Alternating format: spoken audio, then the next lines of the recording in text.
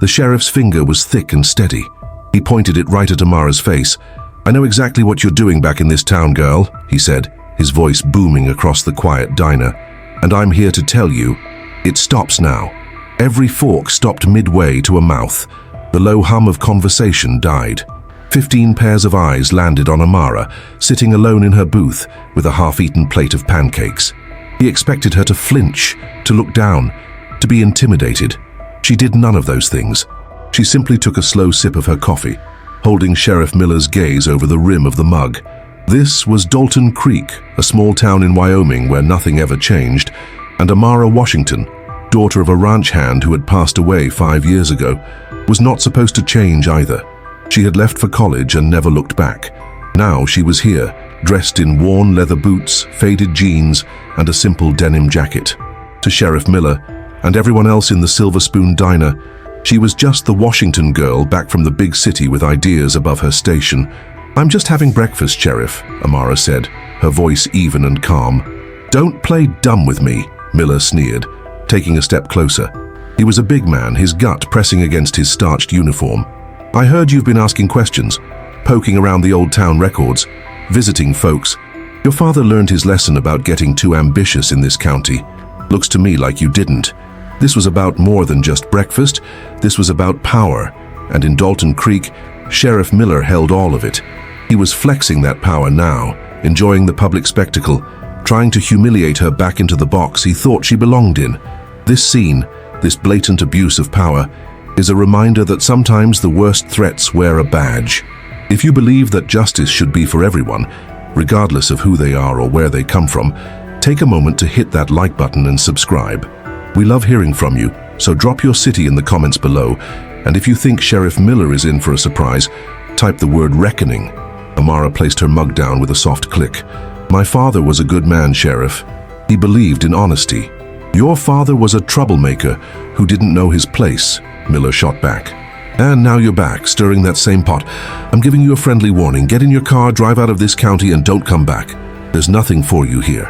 He was talking about the town's finances, about the new development deal that was making a few people very rich, while the rest of the town struggled. He was talking about the secrets he had buried.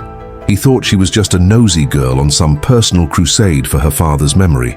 He thought he could scare her off, just like he scared everyone else. The air was thick with tension. The diner's owner, a nervous man named Sal, wiped the counter with a rag, refusing to look up.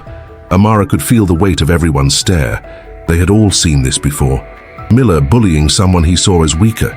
It was a tale as old as the town itself, but they were about to see a chapter they never expected. "Are you done, Sheriff?" Amara asked, her voice dangerously quiet. "I'm done when I say I'm done. Now what's it gonna be?" he demanded. She leaned forward slightly. "The thing is, Sheriff," she began, slowly reaching inside her denim jacket. Miller tensed, his hand instinctively moving toward the butt of his gun. "You've made a couple of very wrong assumptions." Her hand emerged holding a small black leather wallet. It didn't look like much. She flipped it open with her thumb. The morning light streaming through the diner window caught the brilliant glint of a golden badge. It wasn't a county sheriff's star. It was a seal of the United States Department of the Treasury. Sheriff Miller's rant stopped cold. His face went from beet red to ghost white in a single heartbeat. He thought he was pointing his finger at a black cowgirl. What happens when a corrupt small-town sheriff realizes he just publicly threatened a senior field agent for the IRS Criminal Investigation Division? The silence in the Silver Spoon Diner was heavier than a winter blanket. Sheriff Miller stared at the gold badge, his jaw slack. The words printed on it were small, but they hit him like a physical blow. Internal Revenue Service. Criminal Investigation. He looked up from the badge to Amara's eyes. They were cold, hard, and completely devoid of the fear he expected to see. They were the eyes of a hunter. "Sheriff Miller," Amara said, her voice cutting through the silence. She snapped the wallet shut and slipped it back into her jacket. "You just threatened a federal officer in the performance of her duties. That's a felony under U.S. Code Title 18, Section 111. You also attempted to intimidate a federal witness, me, which is a separate charge. And you did it in front of at least 15 other witnesses."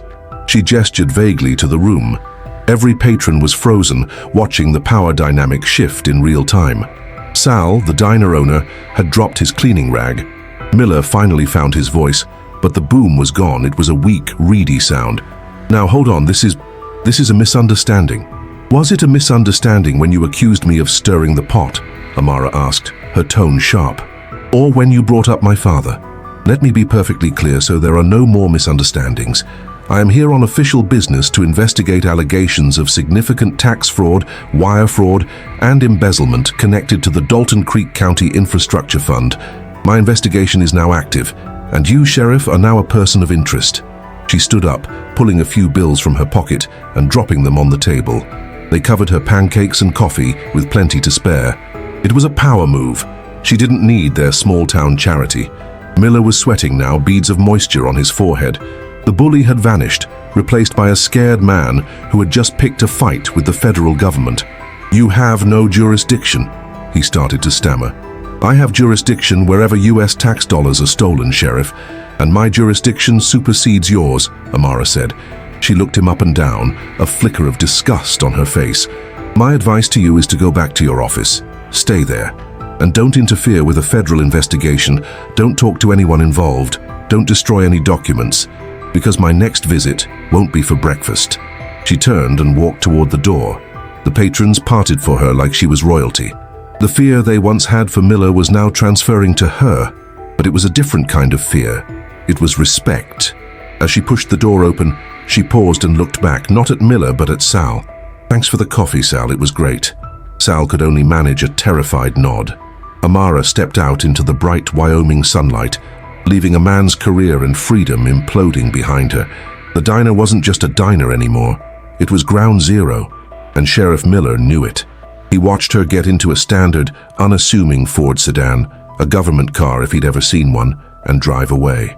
He was alone, surrounded by the silent, accusing eyes of the townspeople he used to terrorize. His authority had been stripped from him in less than 5 minutes. He fumbled for his phone, his hands shaking. He had to make a call. This was no longer just his problem. The moment Amara's sedan turned the corner, Miller frantically dialed a number. The phone was answered on the second ring. "We have a problem," Miller grunted, his voice low and panicked. A big one. On the other end of the line was Mayor Thompson, a man whose folksy charm masked a deep-seated greed. "What is it, Frank? Did the auditors find something?" "Worse," Miller said, walking stiffly out of the diner. "It's Amara Washington. She's back." There was a pause. "The ranch hands girl? What about her?" "She's not just the ranch hands girl anymore. She's IRS. Criminal Investigation Division," Miller hissed. "She just flashed her badge at me in the middle of the diner, in front of the whole town, said she's investigating the infrastructure fund."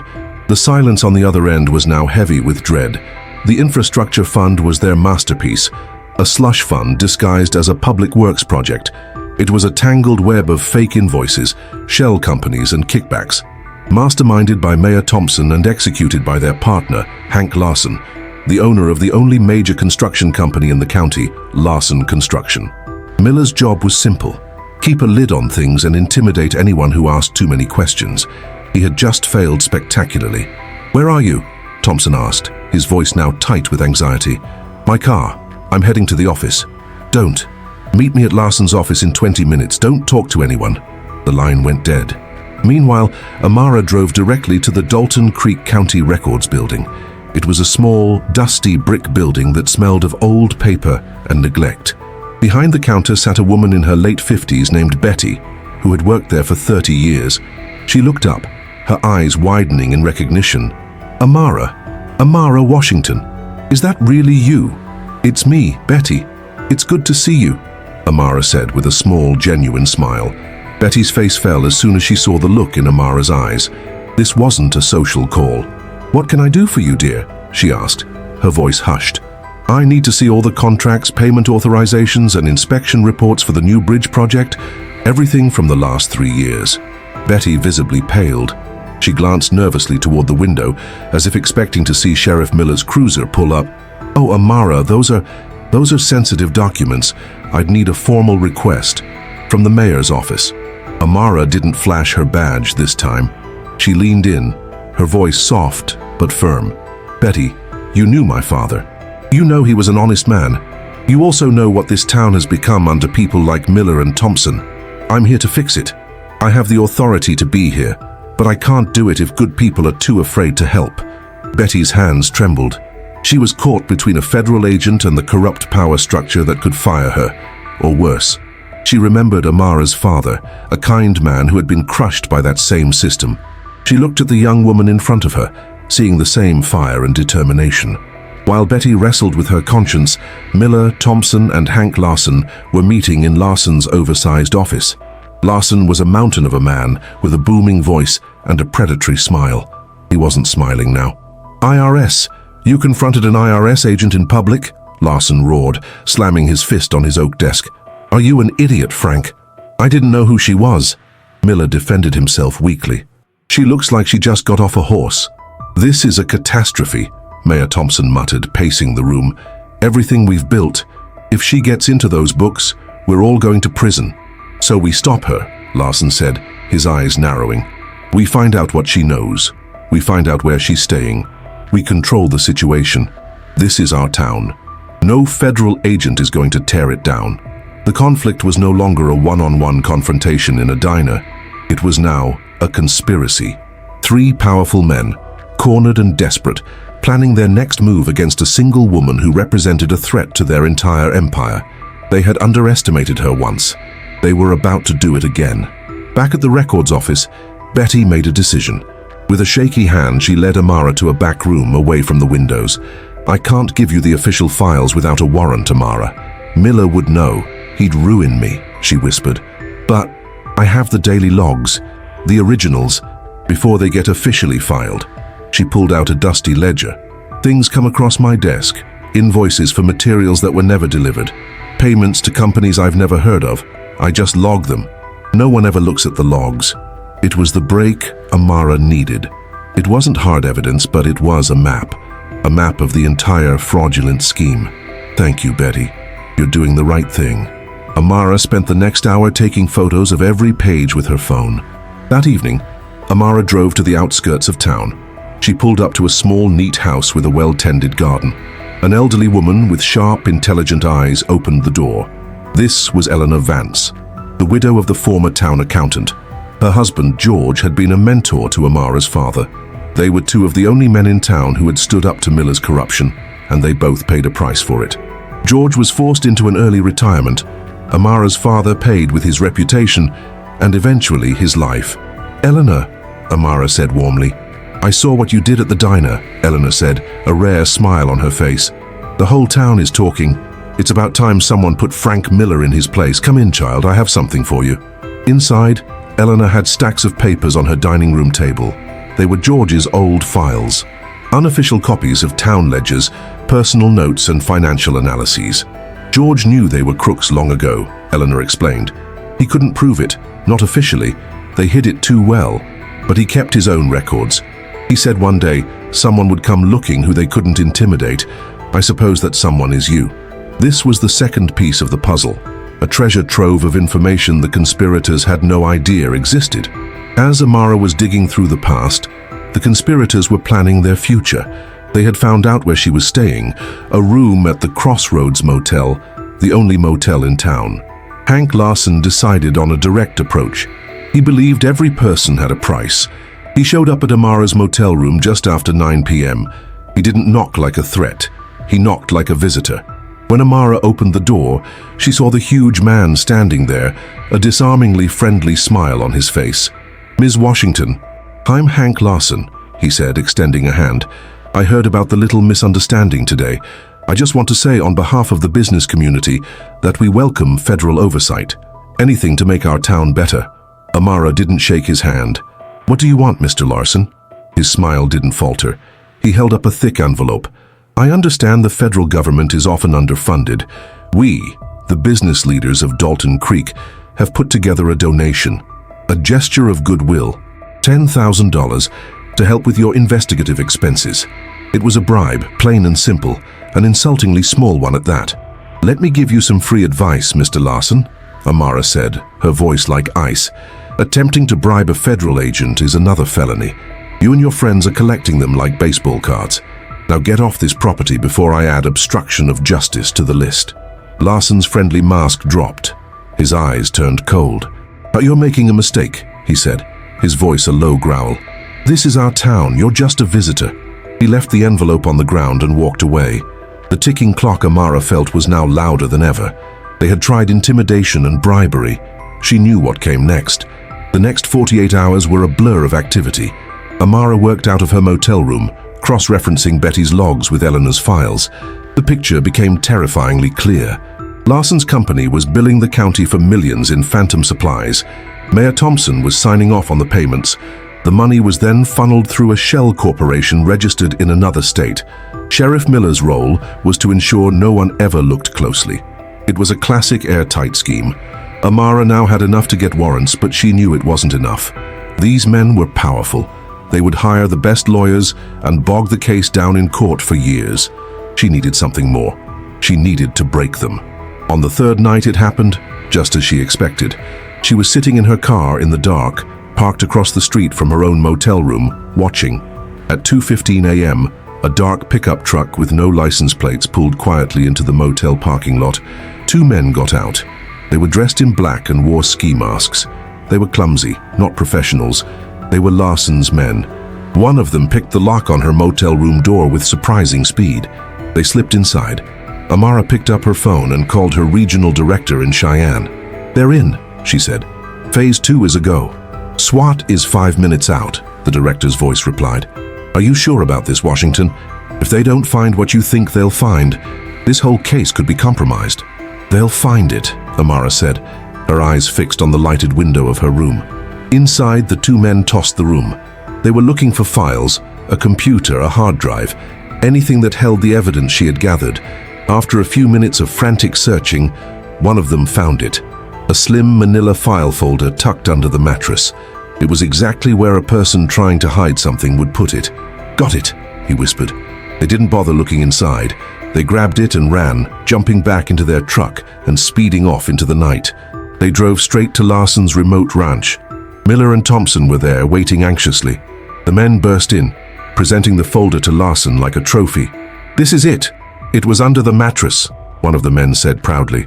Larson snatched the folder. Finally, they had the evidence. They could destroy it and this whole nightmare would be over.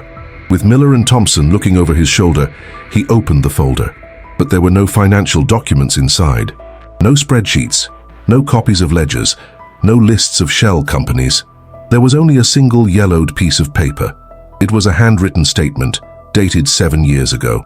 At the bottom was the shaky signature of a former deputy named Carl Riggs, a man who had died of a supposed heart attack 2 years later. The statement was a confession. It described in detail how a young sheriff, Frank Miller, had ordered him to plant stolen charity money in the truck of a local ranch hand named Marcus Washington. It detailed how Miller had faked the evidence log to frame an innocent man, all because Marcus had discovered Miller was shaking down local businesses. The confession detailed how Miller had orchestrated the anonymous tip that led to Marcus's arrest and public disgrace, the event that broke him and led to his early death from a heart condition his family said was caused by stress and a broken spirit. Thompson and Larson stared at the paper. They looked at Miller. The sheriff's face was as white as a sheet. This wasn't about stolen tax dollars anymore. This was about framing an innocent man. This was about a cover-up that smelled like manslaughter. Larson looked from the paper to Miller. The trust between the conspirators shattered in that instant. Larson and Thompson were criminals, but they were businessmen. They were in it for the money. They suddenly realized they had allied themselves with a man who was not just a thief, but potentially a killer. A man whose personal vendetta had just put a noose around all of their necks. Amara, still in her car, got a text message. It was from Eleanor Vance. They took the bait. Amara smiled in the darkness. She hadn't come back just for the IRS. She hadn't come back just for the town's money. She had come back for her father, and she had just turned his enemies against each other. The game had changed completely. The air in Hank Larson's ranch house was thick with betrayal. Larson, a man used to being in control, stared at the confession. He saw his future dissolving. Years of work, his reputation, his freedom, all threatened because of a small-town sheriff's petty 7-year-old crime. "What is this, Frank?" Larson's voice was a low, dangerous rumble. He wasn't yelling anymore. It was worse than yelling. "It's a fake," Miller stammered, his eyes darting between Larson and Mayor Thompson. "She planted it. It's a trick." Is it? Thompson stepped forward, snatching the paper from Larsson's hand. He read it, his face losing the last of its color. As a politician, he understood one thing better than anyone: scandal. And this was a scandal that no amount of spin could fix. Embezzlement was one thing, framing a dead man was another. You told us the Washington family was a non-issue. You told us you handled it years ago. I did, Miller insisted, his voice cracking. This is a bluff. I don't think so, Larsson said, walking over to his wet bar and pouring a stiff drink. This isn't a bluff, this is a kill shot. She wanted us to find this. She wanted us to see exactly who we were in business with. He took a long swallow of whiskey. She played us. She played you, Frank. And you led her right to our doorstep. The alliance, forged in greed, was now shattered by fear. Larsson and Thompson looked at Miller not as a partner, but as an anchor pulling them all to the bottom of the ocean. I'm out, Thompson declared, throwing the confession onto the desk. My lawyers will be contacting you, Frank. I had no knowledge of your personal history with the Washington family. Out? Miller scoffed, a desperate anger rising in him. You're in this just as deep as I am. Not anymore, Larsson said, pointing a thick finger at the sheriff. This is your mess. The fraud, we could have fought that. This is poison. You're on your own. While the conspiracy imploded, Amara was making her next move. The following morning, she walked back into the county records building. This time, Betty didn't hesitate. The story from the diner had spread through Dalton Creek like wildfire. For the first time in years, the fear of Frank Miller was being replaced by a flicker of hope. Betty had a neat stack of papers waiting for Amara. Certified copies of every document you asked for, Betty said, a small, defiant smile on her face. I figured you might need them. Thank you, Betty, Amara said, taking the stack. You have no idea how much this helps. Oh, I think I do, Betty replied. Amara now had the official evidence, legally obtained.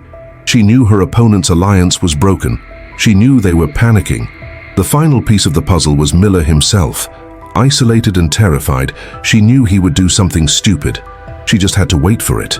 She didn't have to wait long. That afternoon, she got a call from a frantic Betty. He was here, Amara. Sheriff Miller. He came in demanding to see the files for the bridge project. He said he was confiscating them as part of an investigation. I told him I couldn't. He tried to force his way into the back room. I threatened to call the feds and he ran off. It was the final nail in his coffin. Attempting to seize or destroy evidence in a federal investigation, Amara now had everything she needed. The trap was set. Now it was time to spring it. Part 7. Superação e Crescimento. Overcoming and Growth. 712 words. The first crack in the dam came from the weakest point, Mayor Thompson. He saw his political career, his legacy, and his freedom circling the drain. He did what all cornered politicians do. He tried to cut a deal. He called Amara's regional director in Cheyenne, offering full cooperation. He would give them Larsson and Miller on a platter in exchange for immunity. The director called Amara immediately. We've got him, Washington. The mayor is ready to flip. He'll testify against the other two. We can wrap this up, get 2 convictions, and call it a win. What's your play? This was the moment of truth for Amara. The professional, by-the-book agent would have taken the deal. It was a guaranteed victory. But Amara wasn't just an agent anymore. She had returned to Dalton Creek to investigate a crime, but she had rediscovered a purpose. She was here for her father, for Eleanor Vance, for Betty, and for the entire town that had been suffocating under the boot of these 3 men for a decade. No deal, sir, Amara said, her voice firm. There was no hesitation. What do you mean, no deal? The director asked, surprised. This is a gift. It's a compromise, Amara corrected him. Thompson is just as guilty as the others. He enabled them. He signed the papers. He benefited from every stolen dollar. Letting him walk away isn't justice, it's just bookkeeping. There was a long pause on the other end of the line. The director was testing her, gauging her resolve. He had seen promising agents get personally invested and lose cases. This has become personal for you, Agent Washington, he said, a note of caution in his voice. It was always personal, Amara replied honestly. That's why I'm going to win. They all go down, no exceptions. Her growth was evident. She was no longer just following a trail of evidence. She was commanding the entire board. She saw the bigger picture, the moral dimension of the case that went beyond spreadsheets and bank statements. This was about right and wrong. It was about tearing out the rot from her hometown, root and stem. With her director's reluctant blessing, Amara pushed forward. She used Eleanor Vance's encyclopedic knowledge of the town and its people to her advantage. Thompson will have a go-bag packed, Eleanor predicted over the phone. He has a sister in Idaho. He'll run there if he thinks a deal is off the table. And Larson? Amara asked. Hank Larson is a creature of habit. When he's backed into a corner, he cleans house. He'll be at his office shredding every piece of paper he can find, Eleanor said. Amara now knew their next moves before they did. She wasn't just reacting to them anymore. She was forcing their hand, anticipating every panicked decision. She wasn't just an investigator. She was a strategist. She was no longer the girl who had to flee Dalton Creek. She was the woman who had returned to reclaim it. The final stage was set. She spent the next few hours meticulously preparing the arrest warrants, each one a testament to her thoroughness and her resolve. The documents didn't just list financial crimes. Miller's warrant was thick, citing everything from tax fraud to witness tampering and obstruction of justice in the 7-year-old case of Marcus Washington. His name would be cleared. That, more than anything, fueled her. With the signed federal warrants in her hand, Amara felt a calm settle over her. The frantic pace of the investigation was over. Now began the deliberate, methodical process of execution. She had the full backing of the Cheyenne field office. 3 tactical teams were en route to Dalton Creek, set to arrive just before dawn. She laid out a map of the town on the cheap table in her motel room. 3 locations were marked with a red X: Larson Construction Headquarters, Mayor Thompson's residence, and the Dalton County Sheriff's Department. The plan was for simultaneous raids. The element of surprise was critical. She wanted to sever all 3 heads of the Hydra at the same time, preventing any one of them from warning the others. The team leaders listened on a conference call as she gave her briefing, her voice crisp and authoritative. She knew the layouts of the buildings from memory, the habits of her targets from Eleanor's intel. There was no room for error. Team Alpha, you have Larson. He'll be in his main office. Expect a shredder going full blast. Secure all documents, digital and physical. Team Bravo, you have Thompson. He's a flight risk. The warrant covers his vehicle and any luggage. He's non-violent but desperate. Team Charlie, you're with me, we have Miller. You're going in on the sheriff's station yourself, Agent Washington, the lead tactical commander asked. We can handle that. It's my warrant. It's my arrest, Amara said, her tone leaving no room for argument. Your team will secure the perimeter and any deputies on site. I will take Miller myself. It was a risk, and everyone knew it. But it was a necessary one. This confrontation had to be face-to-face. It began with her and Miller, and it had to end with her and Miller. As the teams prepared to move into position under the cover of darkness, Amara did something she hadn't done since she arrived. She drove out to the small, windswept cemetery on the edge of town. She found the simple gravestone, Marcus Washington. A good husband, a good father. The night was quiet, the only sound the wind rustling through the dry grass. She didn't speak. She didn't cry. She just stood there, letting the cold Wyoming air fill her lungs. This wasn't a visit of mourning, it was a visit of promise. She had spent years running from the shame and injustice that had been heaped upon her family's name. She had channeled her anger into a career, becoming a weapon for the very system that had failed her father. Now she was bringing that weapon home. She reached into her jacket pocket and pulled out a pair of old, cracked leather work gloves. They were her father's. They were calloused and worn in all the right places, a testament to a life of honest hard work. She held them in her hand, the worn leather a stark contrast to the cold steel of the handcuffs she carried. She stayed until the first hint of grey light touched the eastern sky. It was time. As she walked back to her car, a sense of finality washed over her. The sun was rising on a new day for Dalton Creek. For Frank Miller, Hank Larson, and Mayor Thompson, it would be their last day of freedom. For Marcus Washington, it was the day his name would finally be cleared. Dawn broke cold and sharp over Dalton Creek. At 6 a.m. sharp, the operation began. At the sprawling headquarters of Larson Construction, Team Alpha used a battering ram on a side door. The sound echoed through the empty building. They found Hank Larson exactly where Eleanor said he'd be, in his office, frantically feeding documents into a heavy-duty shredder. When the black-clad agents stormed in, weapons raised, he didn't even put up a fight. He just slumped into his leather chair, a look of utter defeat on his face as they cuffed him amidst a snowstorm of shredded paper. The reign of Hank Larson was over. 2 miles away, Team Bravo was more discreet. They blocked the end of Mayor Thompson's driveway just as his garage door was rolling up. Thompson sat behind the wheel of his luxury sedan, a suitcase in the passenger seat. He saw the black SUVs and the determined faces of the federal agents. He put the car in park, placed his hands on the steering wheel, and waited. His political life, built on lies and folksy charm, ended without a single word. At the Dalton County Sheriff's Department, the scene was different. It was quiet. Amara, flanked by Team Charlie, walked through the front door. The deputy at the front desk, a young man who looked barely out of his teens, jumped to his feet. "Can I help you, ma'am?" Amara held up her badge. "I'm here for Sheriff Miller. Where is he?" The deputy's face went pale. "He's in his office, in the back." "Secure him," Amara ordered the tactical team leader, gesturing to the deputy. "And anyone else in this building, no one makes a call." She walked down the hallway alone. The walls were covered with plaques and photos of Miller shaking hands, Miller at town fairs, Miller pretending to be a pillar of the community. She reached his office. The door was slightly ajar. She could hear movement inside. She pushed the door open. Frank Miller was standing behind his desk, stuffing papers into a briefcase. He looked up and saw her. For a second, he froze. Then his face twisted into a snarl of pure hatred. His hand darted to the service weapon on his hip. "Don't even think about it, Frank," Amara said, her voice calm and steady. Her own weapon was already drawn, aimed squarely at his chest. "It's over." He hesitated, his hand hovering over the gun. He was a cornered animal looking for a way out that didn't exist. He saw the cold certainty in her eyes and knew he was beaten. Slowly, he raised his hands. "You," he spat. "You just couldn't leave it alone, could you?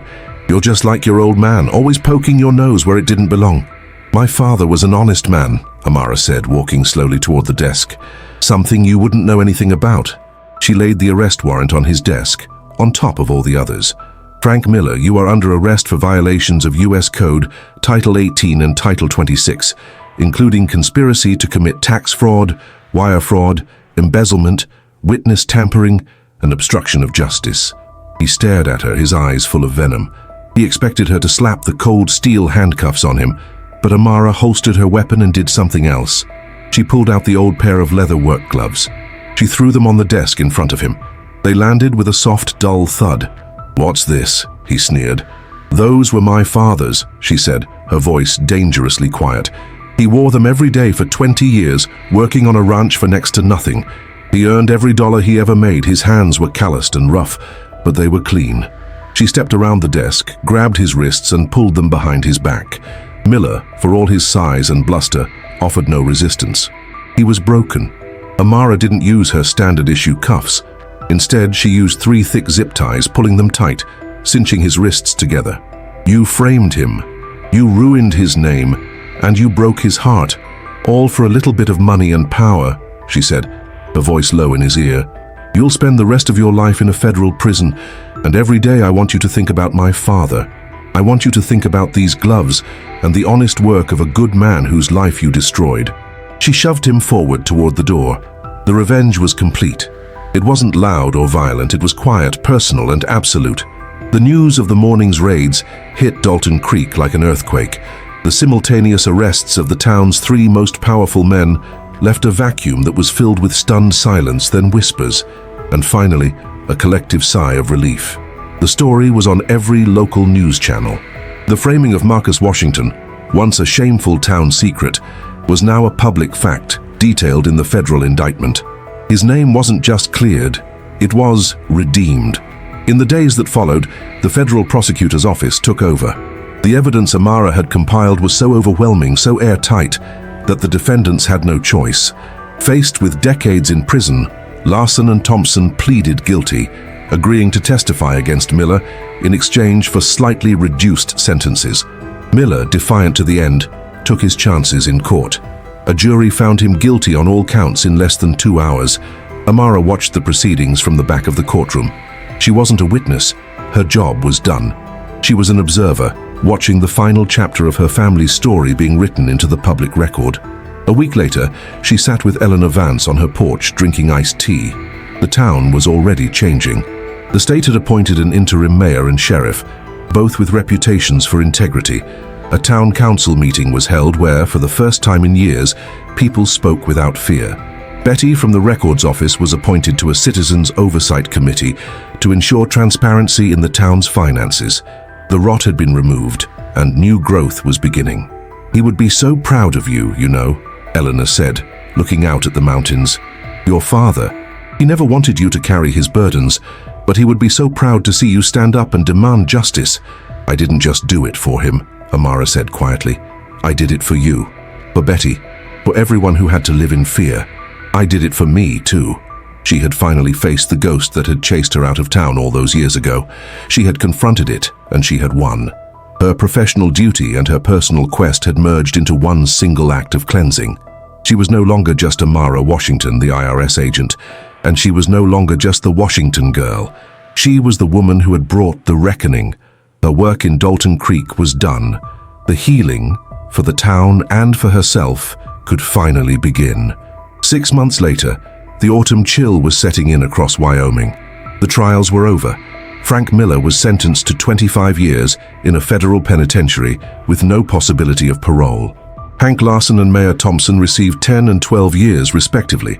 The stolen money, or most of it, was being recovered and funneled back into the community projects it was intended for. Dalton Creek was breathing again.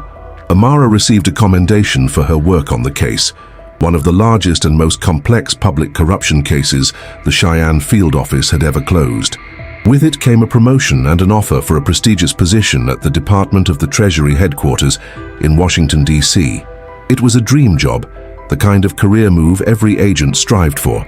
She sat in her car at a scenic overlook, the official offer on the passenger seat. Below her, the vast, rugged landscape of Wyoming stretched out to the horizon. She thought about the concrete canyons of D.C., the politics, the distance. She thought about her small motel room in Dalton Creek, about the determined look in Betty's eyes, and the quiet strength of Eleanor Vance. She picked up her phone and called her regional director. "Sir, I've received the offer from D.C., she said. "Congratulations, Washington, you've earned it," he replied. "I appreciate it, sir, but I'm going to have to respectfully decline," Amara said. There was no hesitation in her voice. "However, I would be interested in taking over as head of the Cheyenne field office, should the position become available." The director was silent for a moment, then let out a low chuckle. "I had a feeling you were going to say that. The position is yours." Amara smiled. She ended the call and looked out at the horizon. She had run from this place once, thinking her future was somewhere else, but by returning to confront her past, she had discovered her true purpose. She wasn't meant to work in the shadows of power in D.C. She belonged here, under the wide-open sky, a guardian for the people and places that the powerful so often forget. She was home. Amara's story is a powerful reminder that justice isn't just about laws and courtrooms. It's about courage, conviction, and the willingness of one person to stand up against the darkness. She fought not only for her father's honor, but for the soul of an entire town. What part of her journey did you find the most satisfying? Was it the moment she revealed her badge in the diner, the brilliant trap she set at the motel, or the final, quiet confrontation in the sheriff's office? Let us know your favorite moment in the comments below. If you watched this story until the very end and believe in the power of fighting for what's right, comment "Justice for Marcus" to show your support. Thank you for watching with us. For another incredible story of betrayal and satisfying revenge that will have you on the edge of your seat, don't forget to click on the video that's appearing on your screen right now. We'll see you there.